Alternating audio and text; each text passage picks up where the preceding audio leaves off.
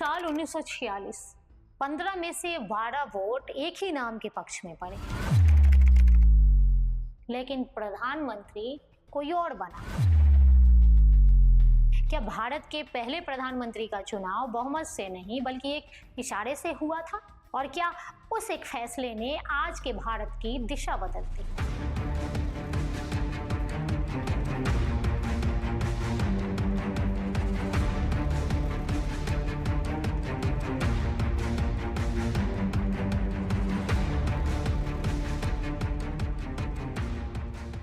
क्या आपने कभी सोचा है कि अगर भारत के पहले प्रधानमंत्री सरदार वल्लभ भाई पटेल होते तो आज देश की तस्वीर कैसी होती? क्या सच में कांग्रेस के ज्यादातर नेता पटेल को चाहते थे, फिर भी प्रधानमंत्री कोई और बना? और क्या महात्मा गांधी ने लोकतांत्रिक प्रक्रिया को नजरअंदाज किया था, या उनके फैसले के पीछे कोई गहरी रणनीति थी? इन सभी सवालों के जवाब हमें आजादी के बाद नहीं बल्कि आजादी से ठीक पहले मिलने वाले 1946 में।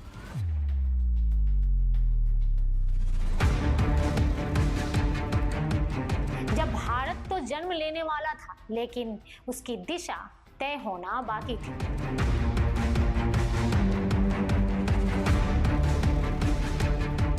उन्नीस सौ 46 का वो साल कांग्रेस के भीतर सत्ता और सोच की खींचतान और गांधी जी का एक ऐसा फैसला जिसने देश के इतिहास की धारा हमेशा के लिए बदल दी। आज हम उसी कहानी को विस्तार से समझने की कोशिश करेंगे। दूसरा विश्व युद्ध खत्म हुआ, अंग्रेज कमजोर पड़ चुके थे और साफ संकेत दे चुके थे कि वे भारत छोड़ने वाले हैं। उस समय कांग्रेस के भीतर यह नियम तय हुआ कि जो भी अगला अध्यक्ष बनेगा वही अंतरिम सरकार का नेतृत्व करेगा और तकनीकी रूप से वही स्वतंत्र भारत का पहला प्रधानमंत्री होगा। 15 प्रांतीय कांग्रेस कमेटियों के नाम मांगे गए। जब परिणाम सामने आए तो तस्वीर चौंकाने वाली थी।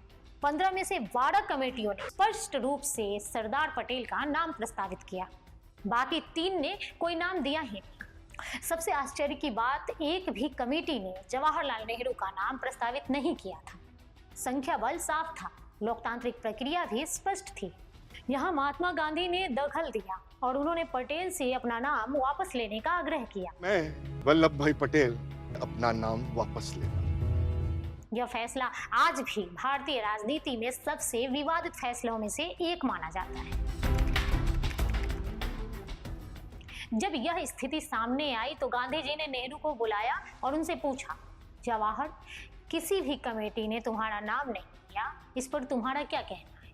कहते हैं कमरे में सन्नाटा छा गया था। नेहरू जी ने सीधा जवाब नहीं दिया। गांधी ने उनकी खामोशी का अर्थ समझ लिया।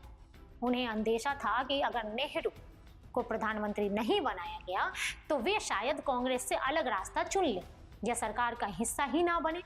देश आजादी की दहलीज पर था। ऐसे समय में आंतरिक विभाजन अंग्रेजों के लिए बड़ा अवसर बन सकता था। गांधी जी जानते थे कि नेहरू थोड़े अड़ियल और भावुक स्वभाव के हैं, लेकिन उन्हें सरदार पटेल के अनुशासन और उनकी देशभक्ति पर भी पूरा भरोसा था। उन्हें पता था कि पटेल देश हित में ही अपनी कुर्सी की कुर्बानी देने में एक पल की देरी भी नहीं करेंगे। सरदार पटेल, जिन्हें हम लौह पुरुष कहते हैं, उनके पास उस वक्त दुनिया की सबसे बड़ी लोकतांत्रिक कुर्सी पर बैठने का पूरा हक था। उनके पास बहुमत था, उनके पास समर्थन था। लेकिन जब गांधी जी ने पटेल से नाम वापस लेने का संकेत दिया तो उन्होंने कोई बहस नहीं की। सरदार पटेल ने चुपचाप कागज पर दस्तखत किए और प्रधानमंत्री पद के लिए अपना दाव छोड़ दिया। यह केवल एक राजनीतिक पद का त्याग नहीं था, बल्कि भारत की एकता को बचाने के लिए किया गया एक बहुत बड़ा बलिदान था। पटेल ने यह साबित कर दिया था कि उनके लिए राष्ट्र की सेवा और गांधी जी का आदेश किसी भी पद या कुर्सी से कहीं ऊपर है। यह कुर्बानी इसलिए दी ताकि आज़ादी के इस नाजुक वक्त में अंग्रेजों को भारत की आपसी फूट का फायदा उठाने का मौका ना मिले। पटेल के लिए गांधी जी सिर्फ नेता नहीं थे, बल्कि मार्गदर्शक भी थे। वे उन्हें अपने पिता और आध्यात्मिक गुरु के रूप में देखते थे। उन्होंने पद से ऊपर राष्ट्र को रखा।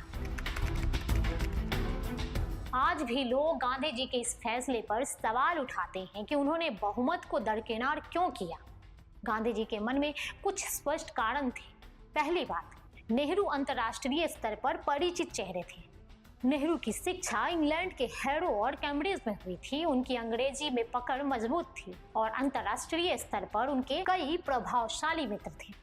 गांधी जी को लगता था कि नवगठित भारत को दुनिया के बड़े देशों के साथ कूटनीतिक संवाद करने के लिए नेहरू का हाई प्रोफाइल व्यक्तित्व ज्यादा काम आएगा।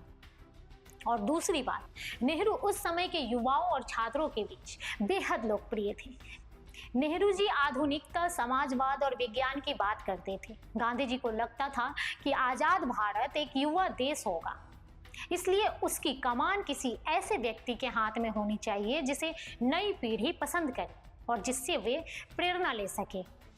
दूसरी ओर वहीं पटेल के बारे में गांधी जी का मानना था कि वे जमीन से जुड़े नेता हैं और संगठन चलाने में माहिर है। गांधी जी अक्सर कहा करते थे, नेहरू सरकार का चेहरा होंगे और पटेल सरकार की रीढ़। जब कश्मीर पर हमला हुआ तब दृष्टिकोण में अंतर साफ दिखा। सरदार पटेल और नेहरू की कार्यशैली में जमीन आसमान का फर्क था। पटेल बहुत ही व्यवहारिक, यथार्थवादी और सख्त नेता थे। उन्होंने जिस तरह से जूनागढ़ और हैदराबाद जैसी रियासतों का भारत में विलय कराया, वह उनकी बहादुरी और सूझबूझ का सबसे बड़ा प्रमाण था। जब कश्मीर पर कबीलाई हमला हुआ तो पटेल का मानना था कि हमें अंतर्राष्ट्रीय मंचों से दूर रहकर सीधे सैन्य कार्रवाई करनी चाहिए और पूरे कश्मीर को भारत का भी हिस्सा बना लेना चाहिए। पटेल का रुख अधिक व्यवहारिक और सख्त था। नेहरू थोड़े आदर्शवादी और उदारवादी थे। वे इस मामले को अंतर्राष्ट्रीय स्तर पर ले गए और संयुक्त राष्ट्र में शिकायत दर्ज कराई, जिसका खामियाजा देश आज तक भुगत रहा है। इतिहासकारों का मानना है कि अगर पटेल प्रधानमंत्री हो तो शायद कश्मीर का मामला बहुत पहले ही सुलझ गया होता और आज पीओके जैसी समस्याएं नहीं होती। पटेल कड़े और कड़वे फैसले लेने में कभी नहीं हिचकिचाते थे, जबकि नेहरू अक्सर बातचीत के जरिए समाधान खोजने की कोशिश करते थे। 1950 में पटेल ने नेहरू को एक महत्वपूर्ण पत्र लिखा था, जिसमें चीन की नीतियों को लेकर सावधानी बरतने की सलाह दी गई थी। इस चिट्ठी में उन्होंने साफ तौर पर कहा था कि चीन पर आंख मूंदकर भरोसा नहीं करने के लिए।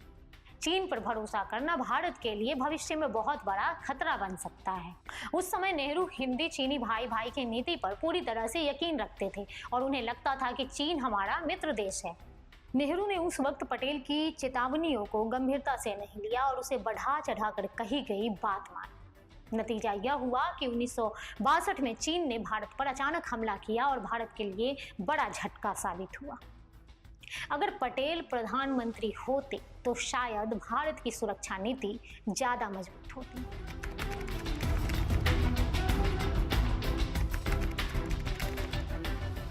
पटेल इसे सांस्कृतिक पुनर्जागरण के रूप में देखते थे तो नेहरू धर्मनिरपेक्ष राज्य की अवधारणा को प्राथमिकता दे रहे थे। सरदार पटेल चाहते थे कि भारत पर लगे गुलामी के कलंक को मिटाया जाए और सोमनाथ मंदिर को फिर से उसी भव्यता के साथ बनाया जाए। नेहरू इसके सख्त खिलाफ थे। उनका मानना था कि एक धर्मनिरपेक्ष देश की सरकार को किसी भी धार्मिक स्थल के निर्माण में शामिल नहीं होना चाहिए।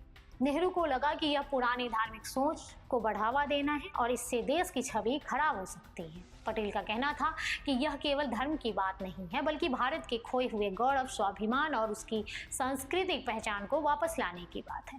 उन्होंने नेहरू के कड़े विरोध किए बावजूद जनता के सहयोग के मंदिर का काम पूरा करवाया गया। यह घटना दिखाती है कि पटेल भारत की जड़ों और उसकी संस्कृति से कितने गहरे जुड़े हुए थे। यह टकराव व्यक्तिगत नहीं बल्कि विचारधारात्मक था। यह सवाल गांधी जी के पूरे फैसलों की जड़ है। गांधी जी जानते थे कि नेहरू और पटेल एक ही सिक्के के दो पहलू हैं। उन्होंने इन 3 वजहों से नेहरू को प्रधानमंत्री और पटेल को गृह मंत्री के रूप में देखा। पहला, नेहरू की राजनीतिक स्थिरता। गांधी जी को डर था कि नेहरू को सत्ता न मिलने पर वे बागी हो सकते हैं। नेहरू का प्रभाव इतना बड़ा था कि उनके बिना कांग्रेस बिखर सकती है। गांधी जी चाहते थे कि नेहरू सरकार के भीतर रहकर अपनी लोकप्रियता का इस्तेमाल देश के विकास के लिए करें।